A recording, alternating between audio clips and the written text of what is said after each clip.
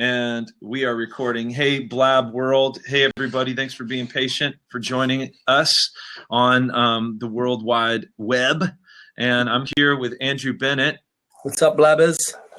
And Andrew's from the wonderful world of San Diego. He's a worship pastor at C3 Church, which is from Australia, but they have a couple campuses, right? Yeah, and 3 campuses here in San Diego. 3 campuses in San Diego. Where exactly? We're in the Claremont Mesa area, sort of like right in the middle of San Diego County. Then there's one up in Carlsbad, North County, and one down in Chula Vista. Awesome. That's so great. And you've now been at C3 Church for how long, dude? For 10 and a half years, since we started in August 2005. That's incredible, dude. Yeah. That's incredible. Can you tell us just a little bit how you, got started in worship, and then even God brought you into the ministry? Just kind of let us know. And we got time. We got plenty of time. Let's hear your story, man. Yeah, how I got started in worship. I was playing in a hardcore punk band when I was like 14, 15, something like that. And my mum dragged me to church on a Thursday night, which was ridiculous because that's late night shopping night in Australia, and I wanted to be at the mall with all my little teenage friends. She made me come, and this guy, his name's Pastor Phil Pringle, who's the founder of the C3 movement, was speaking at my mum's little church. Related to the chip company, huh? Same name. I don't know. Maybe there is an affiliation. I'm not sure. Pringles. No, I'm sorry. But I got saved then, like 1998, and the music at my church was honestly horrible. Sorry if any of those church members are watching. And it just made sense to start getting involved. And I played guitar, and I just wanted it to be good because what was happening there had changed my life. So I just started playing. And eventually ended up going to college at C3 Church in Sydney, and that's where I did a lot of my training, and very thankful for what I picked up there. Like, I wouldn't be able to do,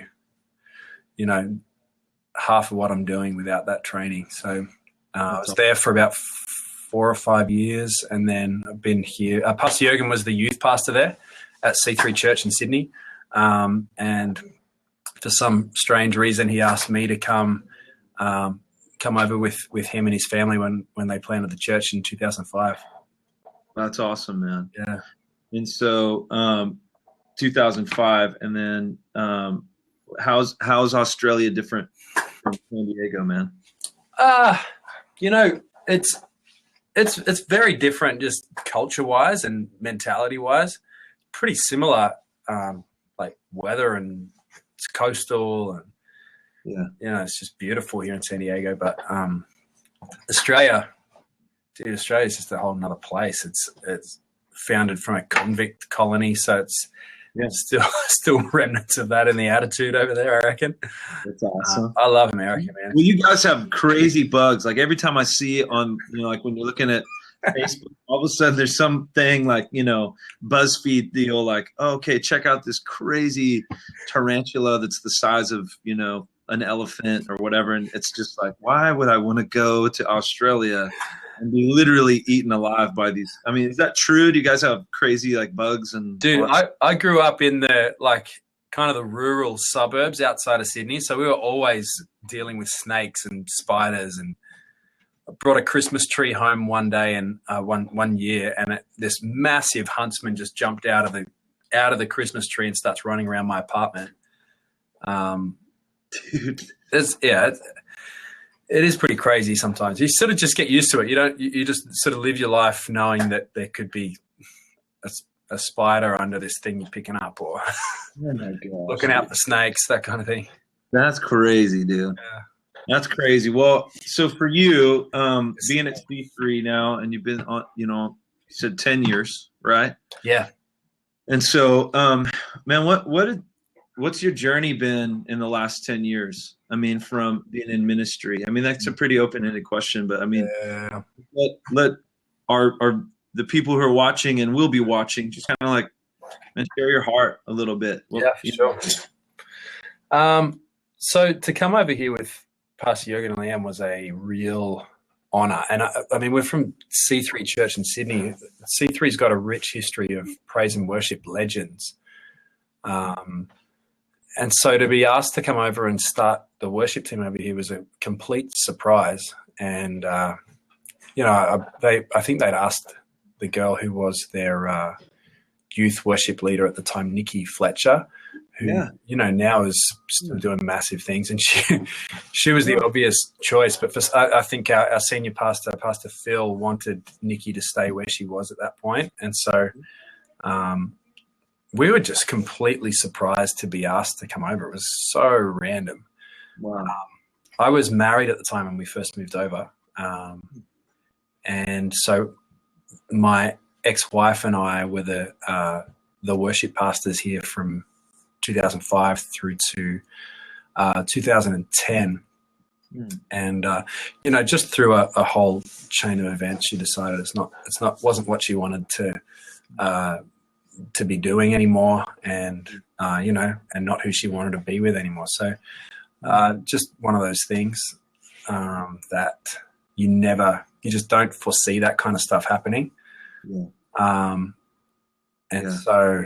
Well, let me ask a question here just for a second. I mean, because sure. I kind of chatted about this. Hey, guys, Andrew and I actually met last Friday. We had a San Diego worship leader meetup, and obviously I'm in Nashville, Tennessee. I don't live in San Diego. I used to live in San Clemente, right, real close to San Diego. And we just got 20 worship leaders from San Diego. Actually, one was from LA, drove all the way. Bethany, gathering to meet. Bethany is so awesome. And I felt like we had a really great connection. Maybe some of you watched this on Periscope and the conversations that we had. And you and I got to chat a little bit afterwards, and you had mentioned this part of your story. I think I would like to just pause on this for a moment, because I think oftentimes, we can work in a church, and in an issue like divorce, right? Something like that is obviously God's heart. He wants commitment, and he wants that connection to be had. But a lot of people who work in a church context, if something like that was to happen, it's like, hey, you're done. Game over, yeah. Game over. And any hope of you continuing to be a worship leader, I mean, man, it's not going to happen here in this church. Right, yeah.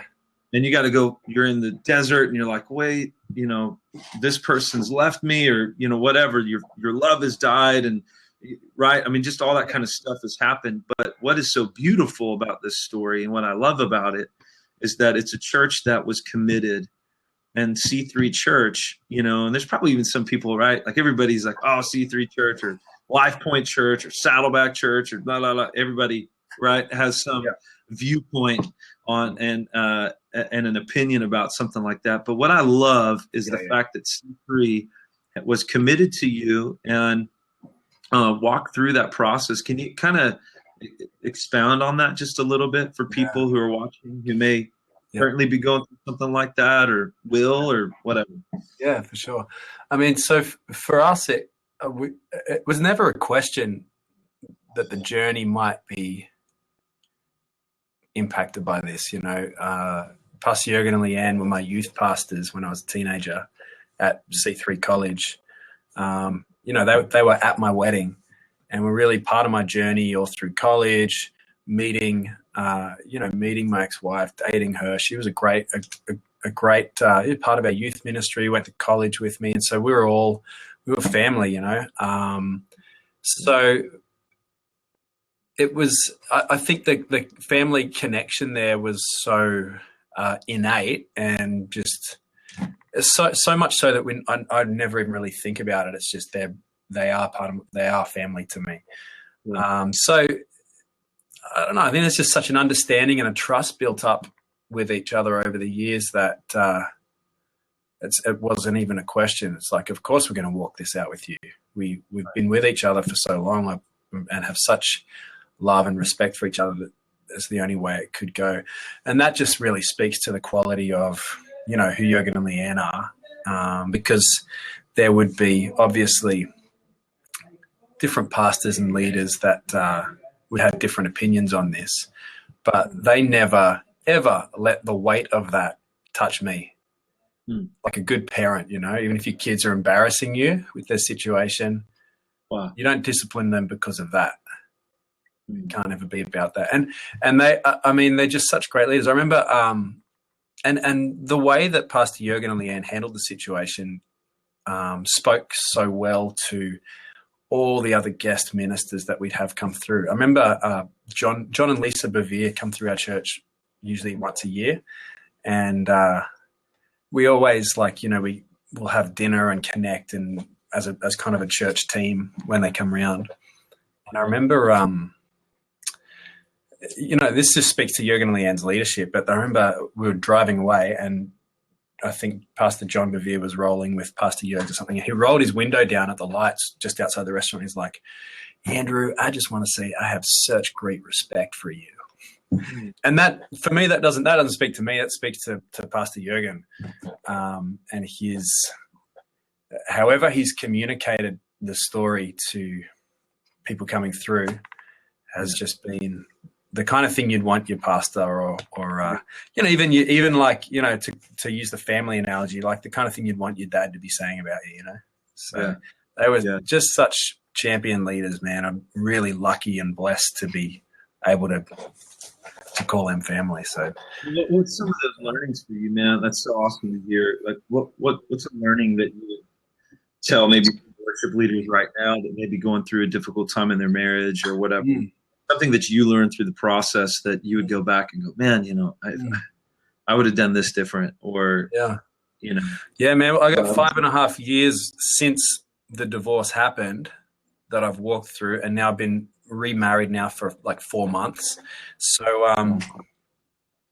you're married, met her, awesome. Your wife is amazing. Yeah, she's awesome.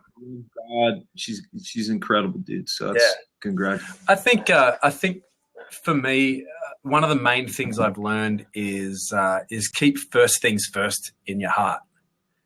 So as much as I always would have said, you know, Rachel, my ex-wife's name, I was always said Rachel. It would have been my first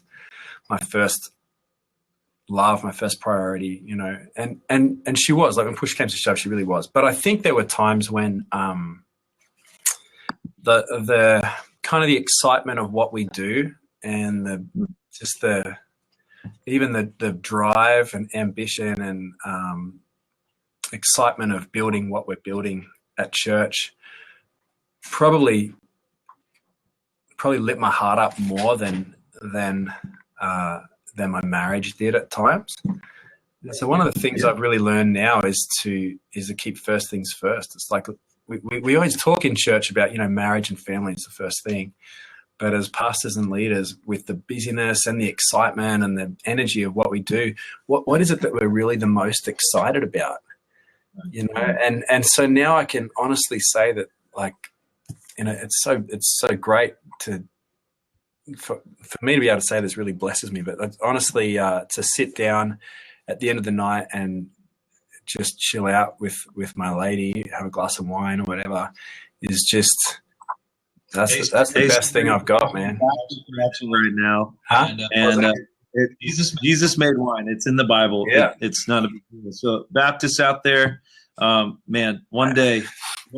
There's wine in heaven. Yeah. What are we going to say? Or a glass of Coke, whatever you want to have. Wine's probably better for you than Coke. I think it's better for you. You can clean a toilet out with Coke or something like that. So I don't know. But that's my favorite thing, man. Like, we would just sit down and be like, yeah, this is the best part of my day, without a shadow of a doubt. This is number one. Not because it should be, but just because it is. It is, like, in my heart it is. So, I don't know. I think that sets you up for a healthy life. Well, dude, I just want to expound off that. I mean, I feel like, we had Chris on there. He's like, preach, man. We were talking about that wine. But was that your that was your brother? No, it's actually Chris. Chris watching the call. And there it is on the side. Like that. Oh, dude. Hey, man. So I think there's something that is really important to kind of talk about with that, is just, You're right. We can be so, as worship leaders or pastors, you can be so involved in the church. And as you said, you get so focused on the building of it, and it's exciting and it's wonderful. And it's like, dude, this is the thing that, you were made, Totally. fashioned for, and you're passionate about it, and you see growth in it and that kind of stuff. And I think that what's really hard is, we can get so sidetracked and lose sight of, okay, what is the main thing? Yeah. And okay, yes, it's about God's kingdom being built, but how can we build the kingdom in our home? Yeah. And at the end of the day, man, Jesus builds his church, right? It's not us who builds it. We talked about that last week. He's the one who builds it, but it's him through us and in the hallways of our houses, in the room. Like even last night, I got back from California, and I just got to see my kids and just spend time with them, and to be with them, and to just, okay, I can get so focused on what's happening on the weekend, or I can get so focused on a songwriting thing, or blah, blah, blah, blah, blah. The list goes on, and just to enjoy being with them and God, and to pray in, let your kingdom come in this place, Lord. I mean, I'm a broken dude. It's your glory pouring through. Would you do that here in this house? Would you do that here in our family? Yeah. And I love you sharing that and saying, keep first things first, Totally. Yeah. Okay, let's talk about this, man. Songwriting. We kind of got to chat a little bit about that last week. Yeah. What, man, talk about your process. What, just a little couple little snippets here and there, because anybody out there on the Blab network who's watching, anybody who's a songwriter, that kind of thing, I think it can be very insightful to hear what's your approach and that kind of deal. I always find, if you're a professional songwriter and you live in Nashville, I don't think my process would be the process that you would have. Songwriting for me has always come out of my quiet time and like a prayer life, that kind of thing. I just get inspired praying about something. And I think last week I wrote an entire song literally in my hour of just praying down at the beach. And it wasn't like this song that you're like, oh my gosh, this is the best song I've ever written. This is the best song anyone will have ever heard. It wasn't that. It was just, it was like, okay, cool. I got an idea. A melody just came with it, putting, voice memos on my phone. There's a verse, there's another stanza of the verse, there's a chorus, there's a third stanza of a verse, and there's bridge, melody, and lyrics. And so, bang, song. And I sent that through to Mark Cullen, who heads up our songwriting and musical resources here at C3, as well as Eric Raftery and James Hurley. So they're just three trusted guys. And I just was like, here's the voice memo, here's the lyrics. Tell me what you think. If it sucks, that's fine. I'm very pretty insensitive when it comes to that. I'm like, you can say whatever you want about the song that I wrote. And so I just send it to people that I know that they can see good writing when they see it. They know it when they see it. And they can say whatever they want. So, and to my surprise, Mark really liked it. And so we're like, all right, cool. Like, we can explore doing something else. So then we have Mark oversees our demo creating process. Bring in different guys from our team. Sometimes we'll create it there in the office, just on Logic or whatever. Or sometimes we'll get a team of guys in and we'll workshop it live on the stage, depending on just what kind of song it is. That's awesome. Yeah. So for you, you mentioned you wrote the song. So do you write a lot by yourself, or do you co-write? Do you kind of do both? I mean, I like doing both. I like doing songwriting with three people, so that if it's a good idea, like two people are probably going to get it, even if one guy isn't feeling it. So you can kind of outvote something, sort of thing. Yeah. One-on-one, I find it's like if you're not gelling, there's no sort of other place to turn. Right. Absolutely. I like the trios. Is there any songs on any of your records at C3? I didn't ask you that we could, or listeners here could check it For sure. on. We have we did a record called House Red in 2008, and it was like an EP. I think there's like 8 songs on it. Yeah, there's some pretty good songs. I mean, it's kind of like I listen to it now every now and then. I'm like, it's pretty dated or whatever. But it was right where we were as a church in 2008, and right after then was kind of when we went through that whole transition with my ex-wife sort of leaving the scene. And so it was probably around 5 years of just literally re-strengthening everything, re-establishing foundations with the team, all that kind of thing, to the point where right now we're actually getting ready to start recording and releasing probably just some individual songs. Awesome, man. Yeah. That's great. That's great. As far as what you're writing right now, what the song that you just wrote, I mean, what's kind of God been putting on you, in you, through you? I mean, just to be writing and penning. This one was it's called More Like You. Make me more like you, Jesus. That's basically the core. That's the chorus. Yeah. Really simple song. I mean, that, like, obviously that's like our number one pursuit, is to be conformed into the image of Christ. And having our goal as a person, our vision, our final destination, what we're running after, it's not something external. It's something internal that motivates me. Right. And so if that truly is the goal of the Christian life, that Christ has formed in me, then I want that to be the number one cry of my heart. I want my heart to be desiring the same thing that God desires for me. So yeah, that was where my prayer time was going that particular day, like really in a specific direction. And so, like, obviously anytime we come to God, it's like that's our general direction. But for that day, it was like God was really just, waking me up to some more of that stuff. So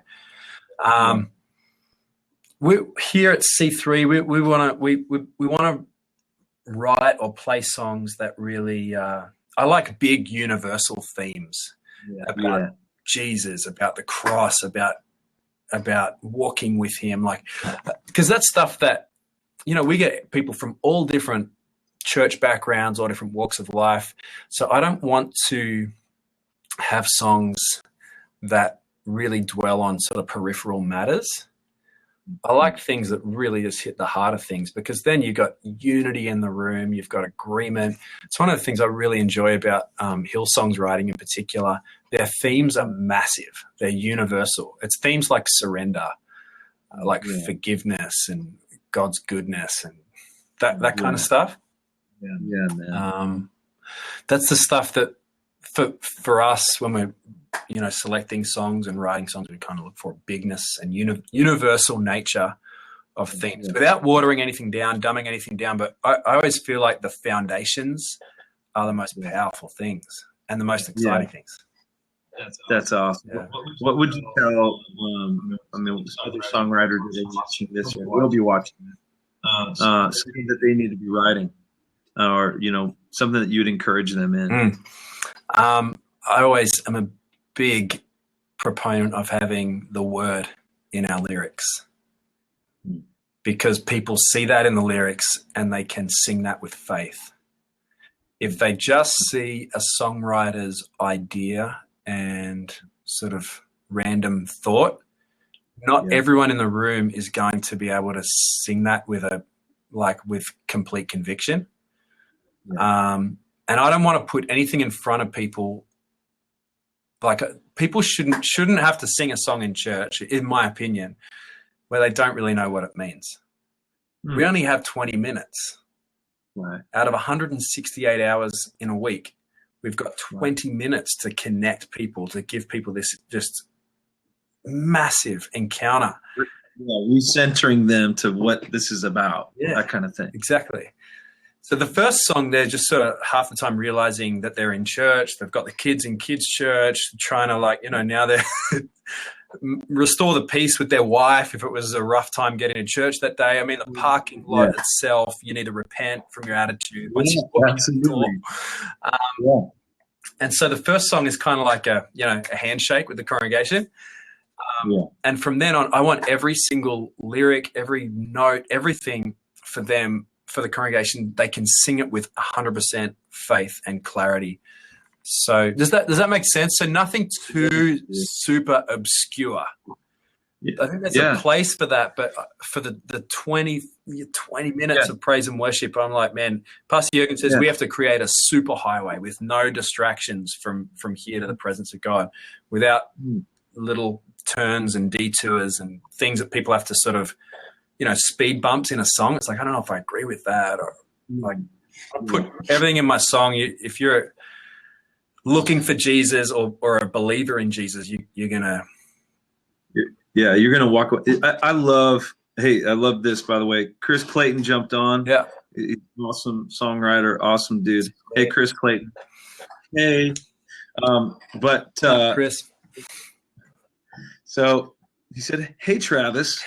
So I think one thing that's really important, what you talked about, is I think even every church and every congregation, and here C3 is in San Diego dealing with a culture of people that is uniquely, to that area, that geographical area. And so you've got these different perspectives that people come into this room and we've all had different experiences and different things and different struggles. And so you're right. I love how your pastor talks about a super highway. It's like we just want to get out of the way, no distraction, so God can do what he needs to do in meeting his people. Yeah. And I love how you said the word, man. I think oftentimes we can lose sight of that. Yeah. I mean, it says in God's word, right? His word is like a double-edged sword. It cuts. Yeah. It severs. It gets to the heart of things. Seriously.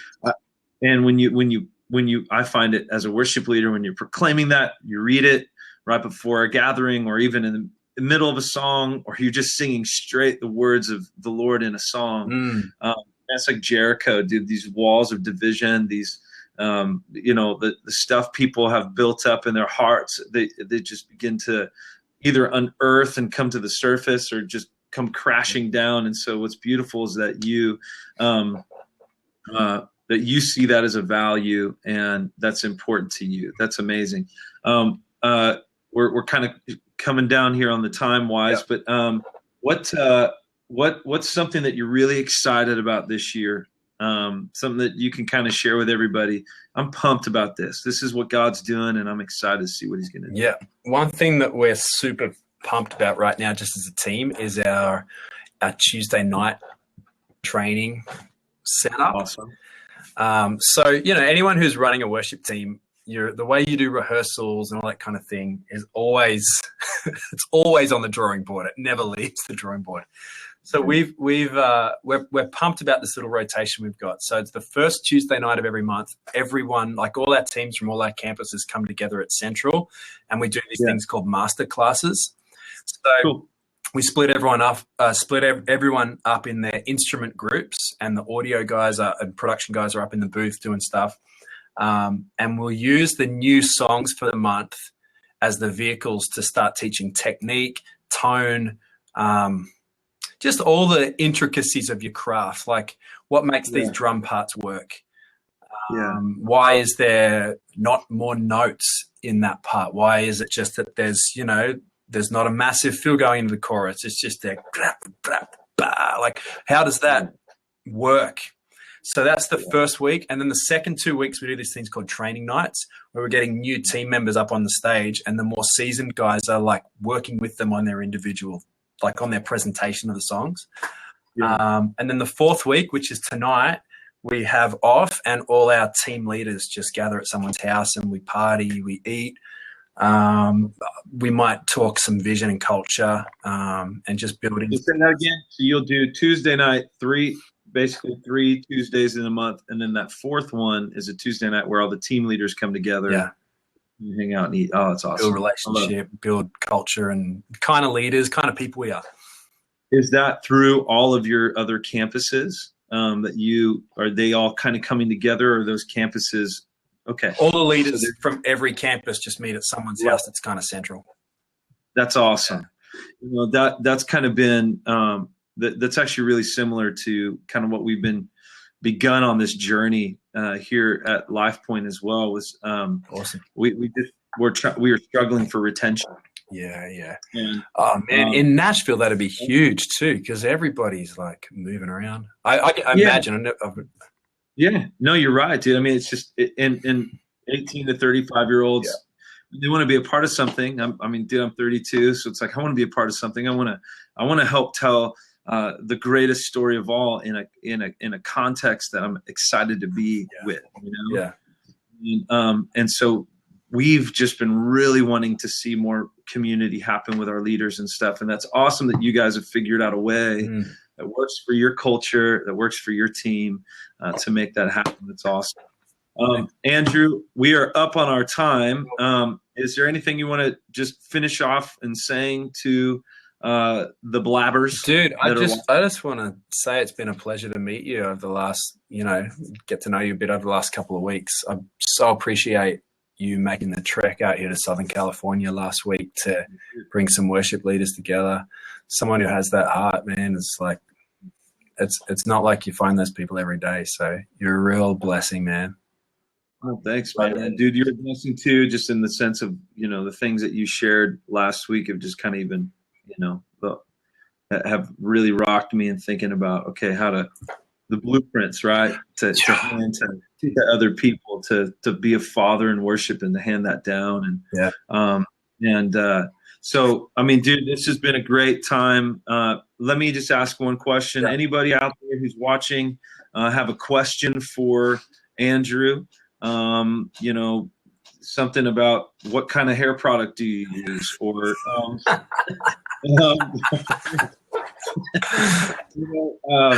just anything. So funny.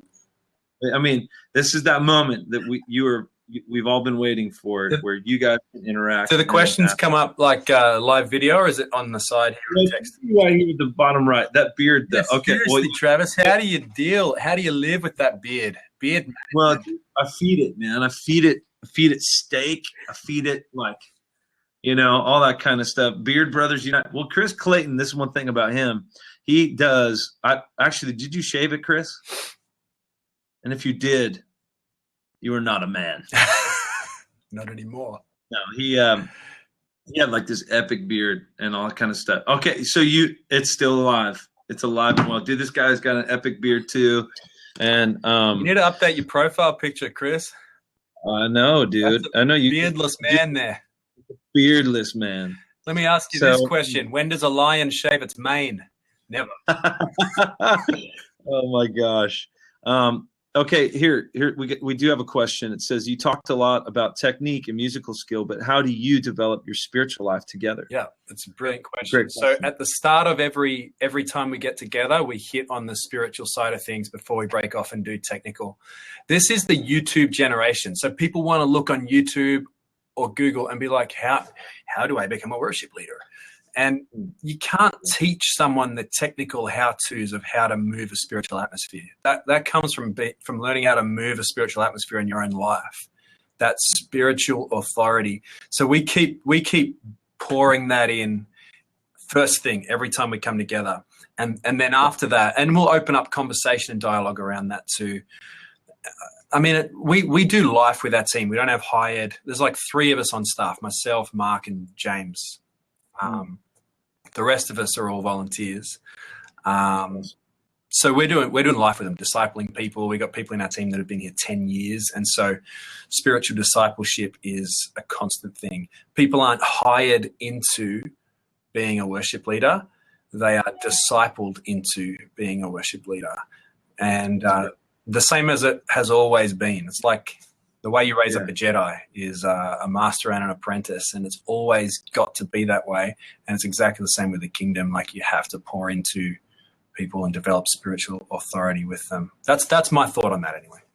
That's killer. We got one other question here. I may have missed this, but for your church writing, is it a formal process with a specific songwriting team? And if so, what do those sessions look like? It is that, and it's also informal. So for me, I wrote a song just in my own private time last week and just submitted that to my, the Mark Cullen, who runs our songwriting Awesome, dude. process. And then we also will bring together, like sometimes we'll be like, look, we're doing a songwriting session at this time and place. We've got 3 places. Let me know if you want to join. And so we'll do that strategically from month to month as well. So we do both. That's great, dude. That's great. Any other questions out there? Audition process for writers. That's a great question. Do you have an audition process for your writers?